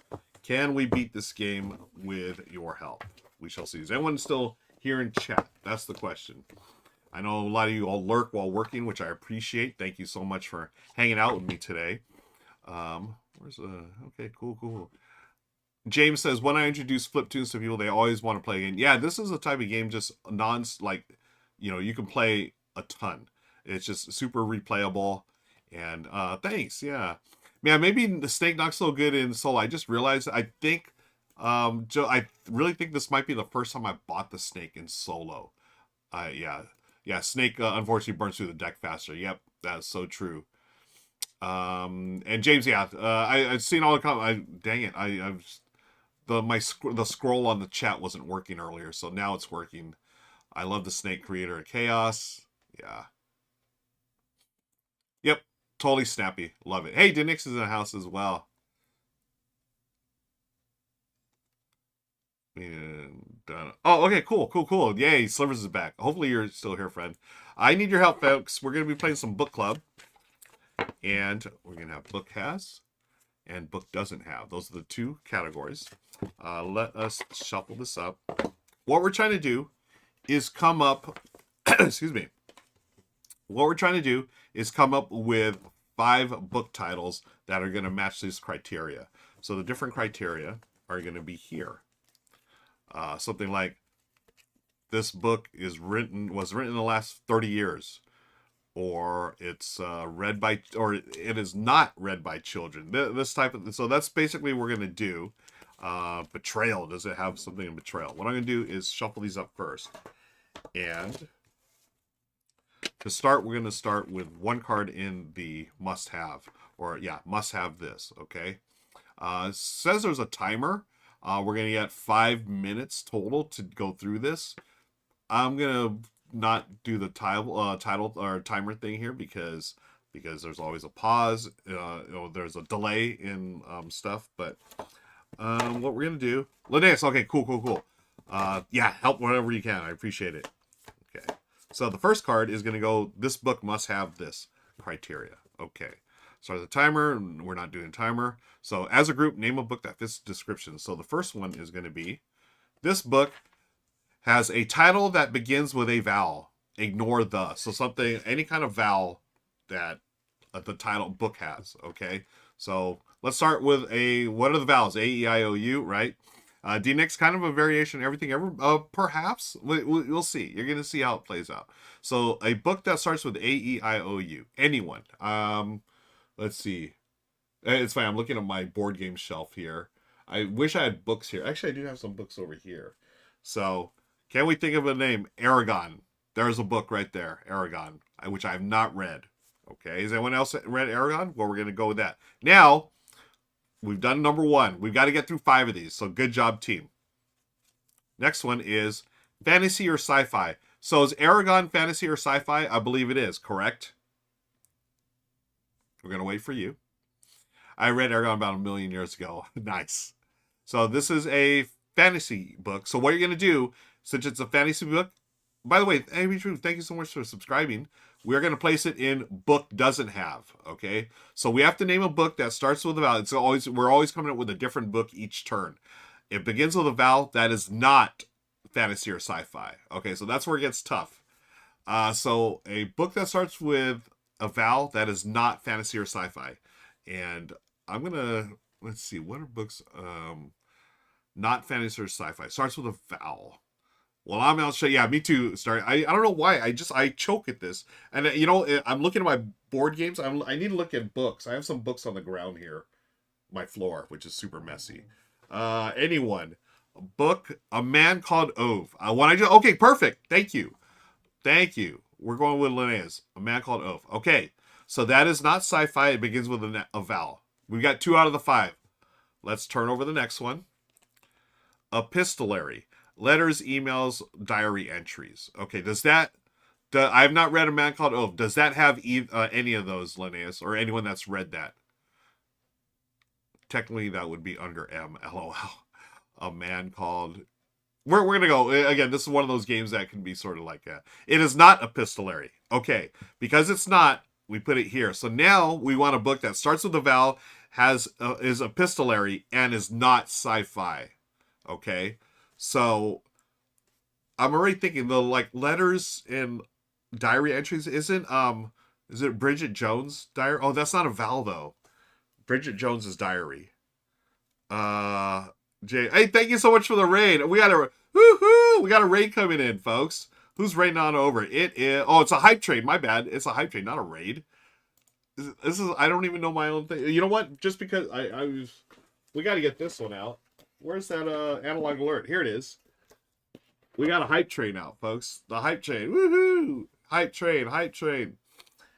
Oh yeah, Diary of a Young Girl, Anne Frank officially. Anne Frank's diary. Okay.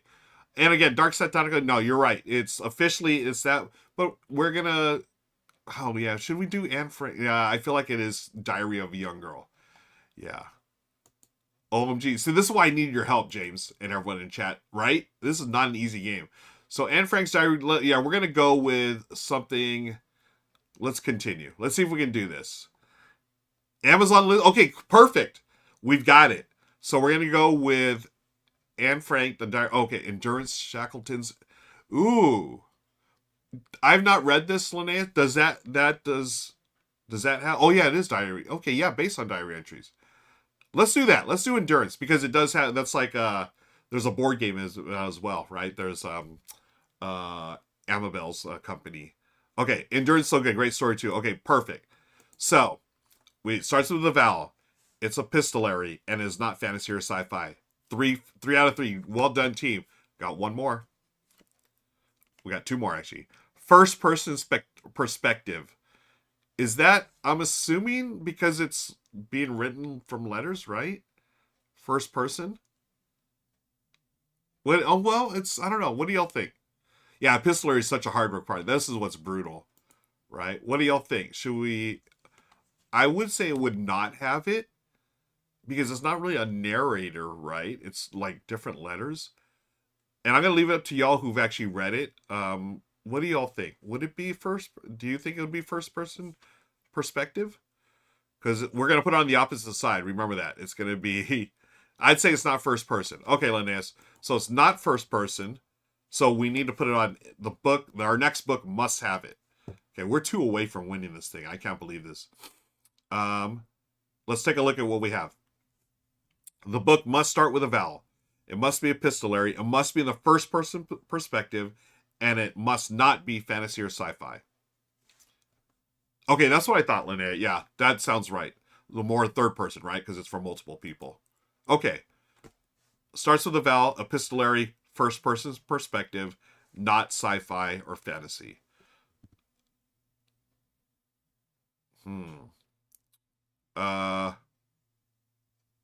Anne Frank's diary? Do we go back to that? Do we go back to Anne Frank's diary? Because it is first person, right? And according to Joseph, the title on Amazon, I feel like, again, this is one of those party games where you can sort of like be a little lenient on certain rules. At least I say so. My dad doesn't work in. Oh, no way. Whoa, that's really cool, Linnea.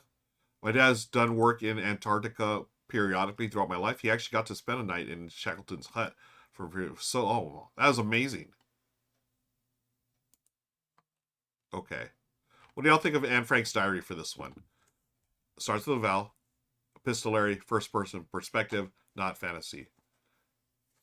Yeah, James Dracula, right? Not a vowel. Yeah, Anne Frank fits. Okay, cool. Anne Frank's diary we got for here. Now we need one more. The name, oh my gosh. So the name character does die, right? Anne Frank, obviously.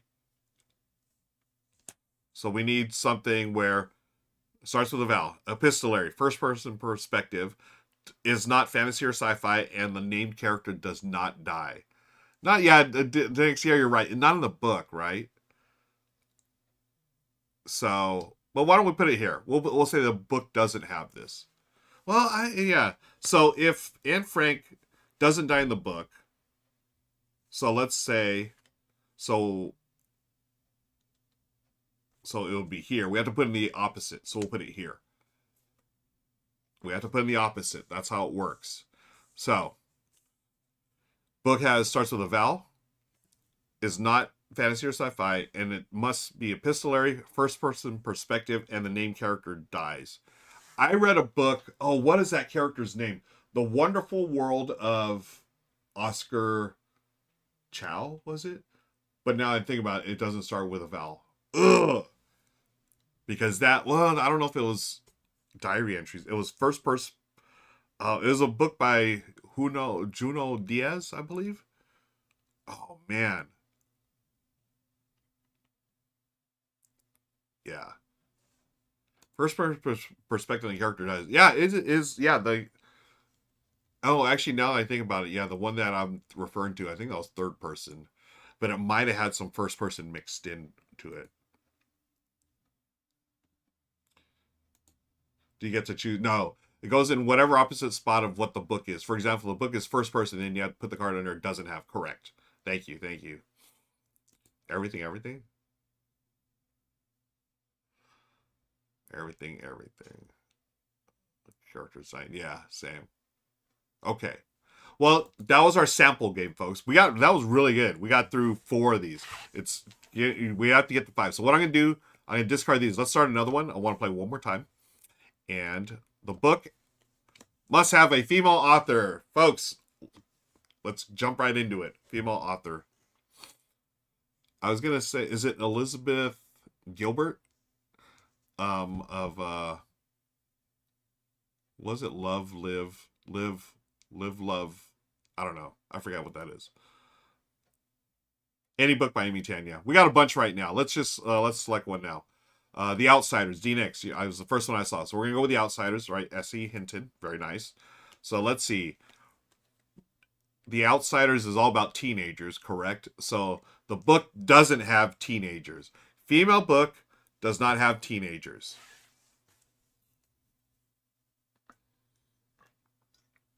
Little Women. Isn't there teenagers in that? I've not read Little Women by I forgot the author's name. So female author does not. Handmaid's Tale. Perfect, James. Well done. Okay. So Handmaid's Tale. I'm so bad with authors. Okay. So female author, no teenagers. Handmaid's Tale. Are there pets in Handmaid's Tale? I've only caught part of the TV series. I've not read it. I'm assuming there are no pets. So that means we have to have a pet. No teenagers. Oh, this is tough. Female author book has a female author has a pet, but there are no teenagers. Yeah, so no pets in the Handmaid's Tale that I remember. So we're gonna put it. We have to go opposite. So the book we're trying to find must have a pet. Pet, female author, no teenagers. Huh. There's got to be a sci-fi. Like I think Octavia Butler, um, like the series. What's that series? So I'm pretty sure there's no pets in the last book I read by Octavia Butler. Parable of the Parable of the Sower. Parable of the Sower. Was there teenagers? I don't think there's teenagers in that. I think there were young people, but not teens. Octavia Butler. It's a sci-fi, and has a pet. Dog Dachshund wears Prada. Pet Cemetery. I love it. Yeah, because it's a little kid. Oh wait, no, it's Stephen King though. Stephen King, yeah, yeah. No worries. Pet Cemetery. I really like the book, and I remember the movie scared me at the time too. Okay, female author has a pet, no teenagers. I don't know why I keep going to Bridget Jones's Diary.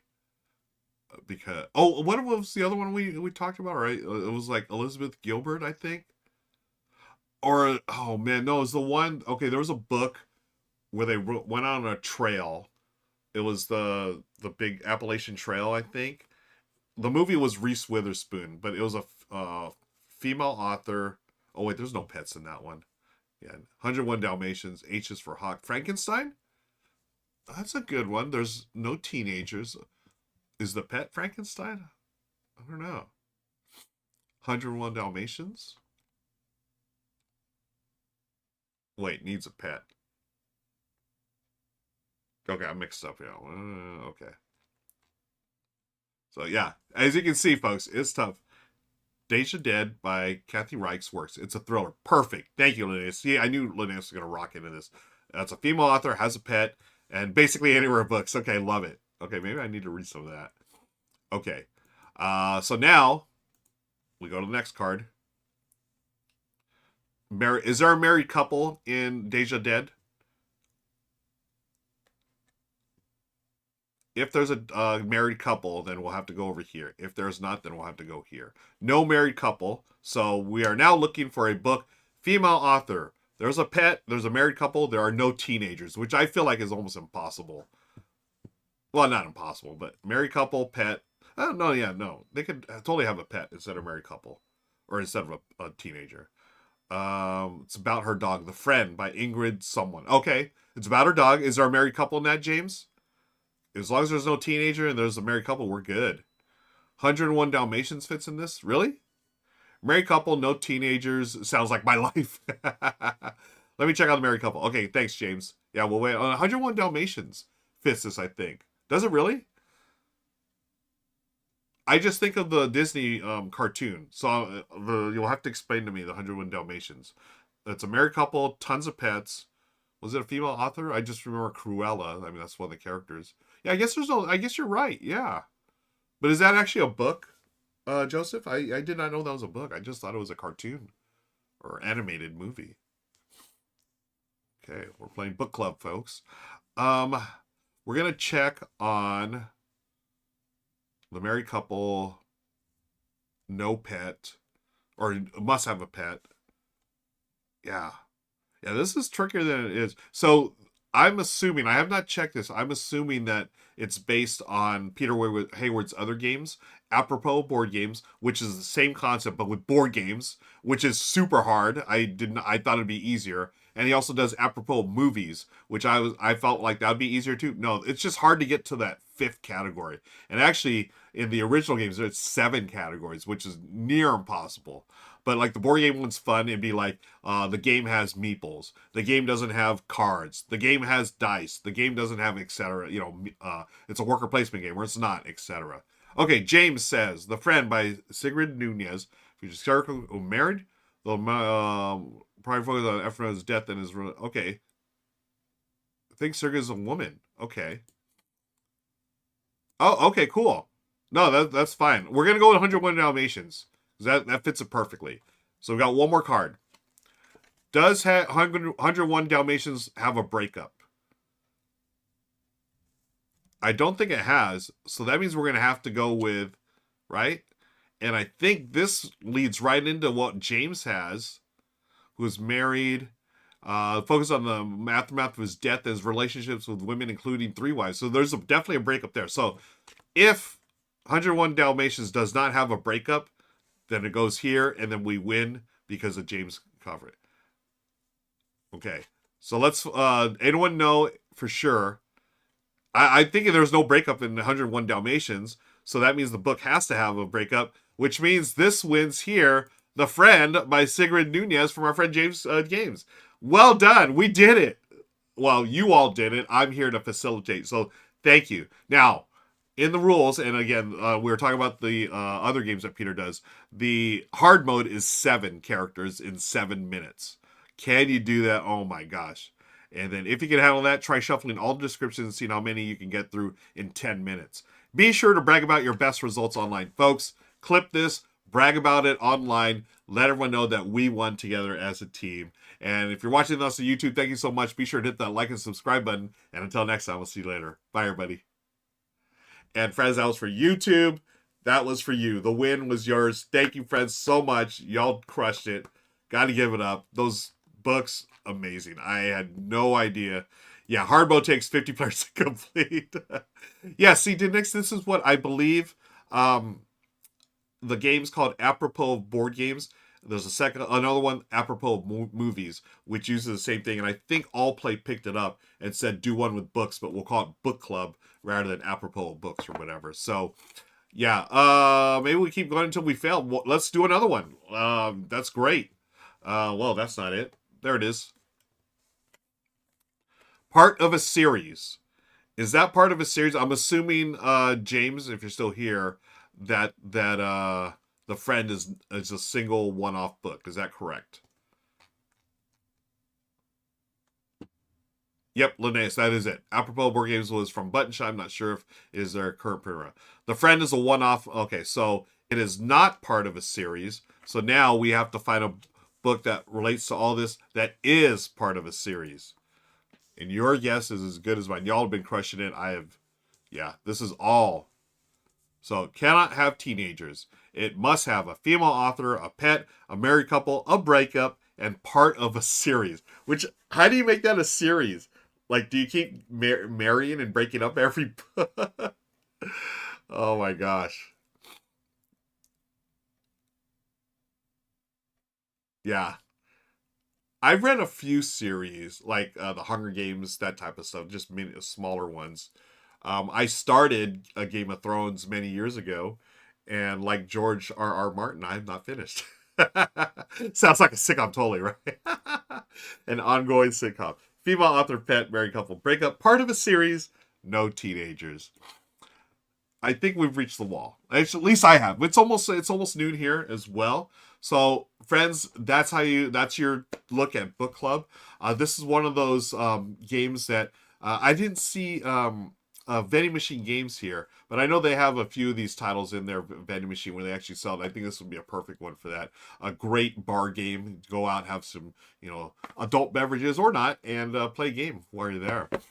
I feel like many romanticy novels fits this bill. Okay, yeah, in which I don't read. But yeah, GG, everyone, GG. We should play it again. I'm ready to play it again. How about James? Let's hold me to that. Let's play it again next week. Next Monday we'll start things off with a quick game of book club. So yeah. All right, friends, that's gonna do it. Thank you so much for hanging out with me. I'm gonna raid to another channel.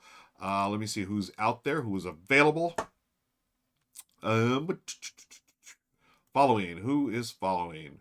Always looking for some new one to raid. Oh, Josephine's playing. What is she playing? Star Wars? No, that's Wayward Niz. Anyone playing board games? Everyone's playing video games right now. Let's see if we can find the same category. Board games. Who's going right now? We got AK Reject looking for feedback. Testing board game setup. Okay. Got Pocket Wheel. Geek Punked. Playing some Lorcana. Let's go over to AK, also known as Reject. I don't know. They're looking for feedback, testing board game setup. Let's go over there.